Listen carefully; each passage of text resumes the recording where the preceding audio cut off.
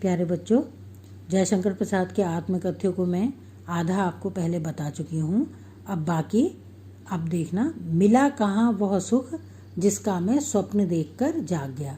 मेरे जीवन में मैंने सुख की कल्पना की थी, सुख का स्वप्न देखा था, परंतु उस स्वप्न के पूर्ण होने से पहले ही मेरी नींद खुल गई और वह सुख मेरे जीवन में कभी भी नहीं आ पाया। आलिंगन में आते आते मुस्किया कर जो भाग गया। मतलब ऐसे सुख जिसकी मैंने कल्पना की थी, जिसके मैंने सपने देखे थे, वह जीवन में आते आते ही वापस चला गया, मतलब समाप्त हो गया। मेरे जीवन में ऐसा सुख कभी आया ही नहीं। जिसके अरुण कपोलों की मतवाली सुंदर छाया में। अब यहाँ पर उन्होंने अपनी प्रिया या प्रियतमा कोई उनकी जीवन में रही होगी, तो उसके बारे में लिखा है कि उस प्रियतमा के लाल लाल गालों की सुंदर छाया में मैं जीवन बिताता था। उसके लाल लाल गालों से ही अनुरागिनी उषा लेती थी निस्सुहाग मधुमाया में।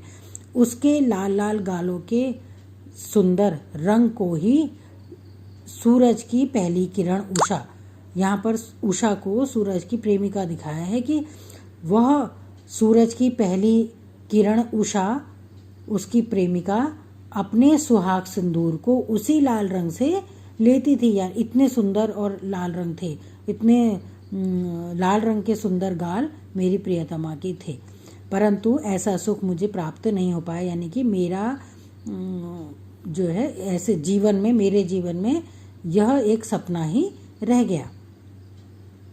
उसकी स्मृति पाथे बनी है थके पथिक की पंथा की। उसी के यादों के सहारे मैं अपने जीवन को काट रहा हूँ। यानी कि इस थका हुआ पथिक हूँ मैं इस रास्ते का थका हुआ यात्री हूँ और मैं अपने उसी प्रेम की यादों के सहारे ही मैं अपना सारा जीवन काट रहा हूँ। सीवन को उधेड़ कर देखोगे क्यों मेरी कंथा की। अब तुम क्या मेरे इस झोली को, मेरे इस जीवन की इस झोली को उधेड़ करके देखोगे? क्या मेरी उस सारी कथा को तुम उधेड़ कर देखोगे? छोटे से जीवन की कैसे बड़ी कथाएं आज कहूँ। मेरा तो जीवन अत्यधिक छोटा सा है जो बताने योग्य है, उसकी बड़ी बड़ी कथाओं को मैं कैसे कह पाऊँगा। क्या यह अच्छा नहीं कि औरों की सुनता मैं मौन रहूं? क्या ये सही नहीं है कि आज मैं औरों की केवल औरों की बातों को सुनूं या औरों की जीवन गाथा को सुनूं और मैं मौन रह जाऊं? सुनकर क्या तुम भला करोगे मेरी भोली आत्मकथा। अब तुम उस मेरी आत्मकथा को सुन करके क्या करोगे? मेरी आत्मकथा तो बड़ी ही भोली भाली और सच्ची आत्मकथा है, उसको सुनकर तुम क्या करोगे? अभी समय भी नहीं थकी सोई मेरी मौन व्यथा। और मेरी वह मौन व्यथा भी, मेरी जीवन की जो व्यथा है, जो दुख पूर्ण कहानी है, वह इस समय मौन है और उसको बताने का मुझे उचित समय नहीं लगता है।